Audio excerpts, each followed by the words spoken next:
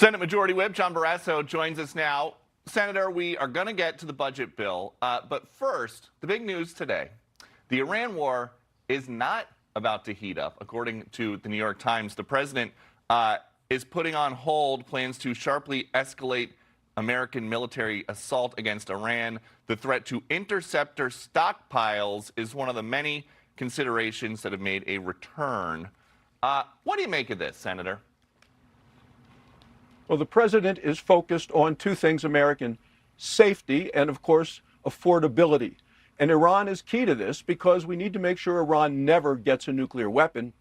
And we need to make sure that the Straits of Hormuz are open so oil can flow. With the production of oil that we have now in the United States, keeping the Straits open will keep energy prices down long term in the United States. Iran's been at war with us for over 50 years. The killing continues, and sadly, we lost 4 more service members this past week, and our heart goes out to them.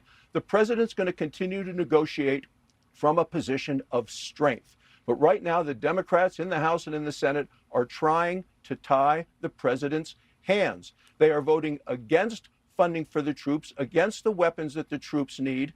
And it's disgraceful what the Democrats are doing now at a time when we need to make sure that our troops are fully funded and have the resources they need to be the greatest fighting force on earth. And it's definitely surprising what you're talking about, that this is happening during a wartime, that we are actively striking an adversary and the funding is getting held up. The president, though, he does have this this other top priority, and it was what he was posting about overnight. He says the Save America Act needs to get passed before you guys leave for August recess. He also wants you to terminate the filibuster. Is any of that going to happen before the recess? I want to get as much of the Save America Act passed as we possibly can. I agree with the president, as do the American people. You should have to be an American citizen to register to vote. You should have to show a photo ID in order to vote. The president and I talked about this and agreed earlier in this week, and there is a new urgency because of what we saw happening in New Jersey. In New Jersey, over 6,000 non-residents non-citizens were registered to vote, and many of them did. And it was because in New Jersey, they give driver's licenses to illegal immigrants. And then automatically they get registered to vote if you get a driver's license. The New Jersey governor says she's shocked. Well, she shouldn't. You let 10 million illegal immigrants into the country, you give them driver's licenses, of course they're going to vote. And it is part of the Democrat manifesto. Their manifesto wants all of these people to become citizens and have a right to vote. It's why not a single Democrat in the Senate has voted with Republicans for the Save America Act. But it's common sense. People in Wyoming want it passed. I want it passed. And we're working to get as much of it done as possible. And in the context of getting this Save America Act passed, there's some rare Republican on Republican drama happening. The press secretary went to the podium this Thursday, very critical of the Senate Majority Leader, who then responded. We have the bites. Look, the president spoke about this directly yesterday. His patience is running out. He wants to see as much of the Save America passed as possible by the August recess. He knows that's what the American people want to see passed. And I believe that we have a bite of John Thune that is attached to this. He responded a few minutes later.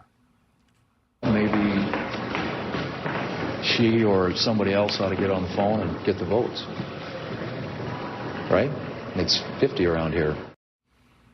Some finger pointing. My question is simple, which probably makes it harder.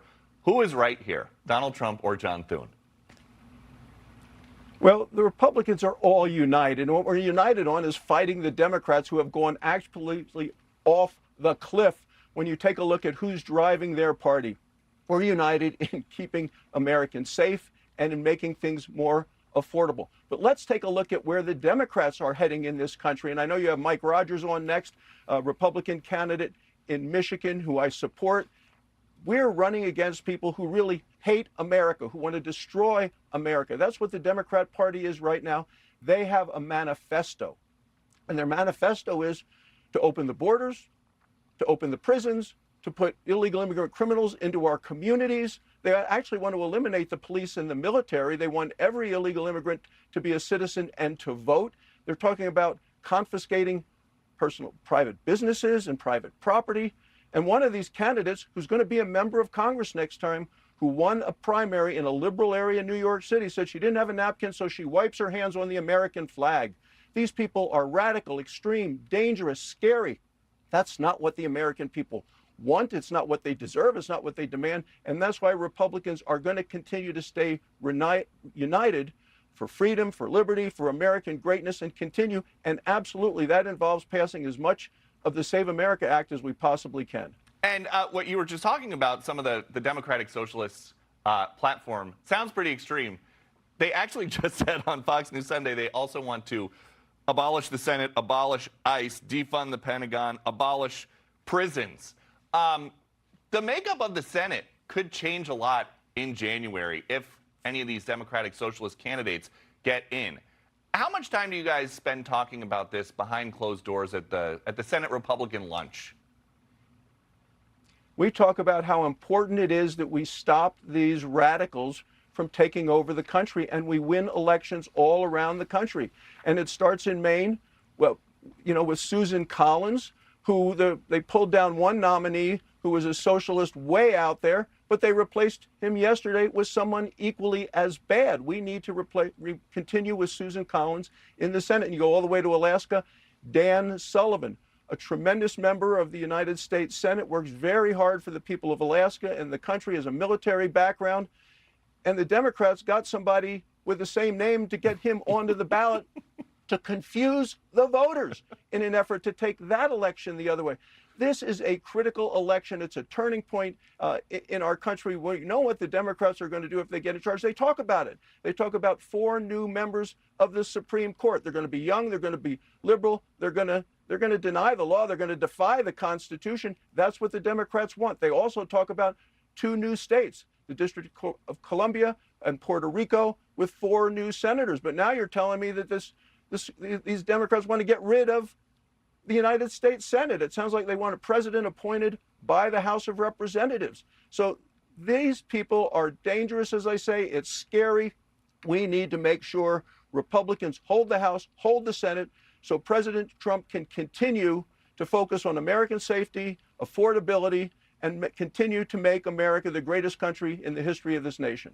And it is kind of a head scratcher that you would run for the Senate on a platform of abolishing the Senate. But I digress.